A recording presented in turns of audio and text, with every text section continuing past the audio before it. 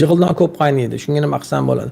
Jig'ildon qaynashi oshqozonni ichidagi kislotalilik holatini qizilongachga o'tishi natijasida hosil bo'ladigan holat. Ya'ni qizilongachni kislota bilan kuyishini jig'ildon qaynash deb aytsak bo'ladi. Tibbiy tilda buni gastroezofageal reflux kasalligi deb nomlaydi. Buning uchun siz boyiga kislotani pasaytiradigan dorilardan foydalansangiz bo'ladi. Eng oddiysi Omez degan dori. Endi lekin agarda sizda bu narsa surunkali davom etayotgan bo'lsa, oshqozonni Helicobacter degan bakteriyasini tekshirib ko'rish kerak bo'ladi.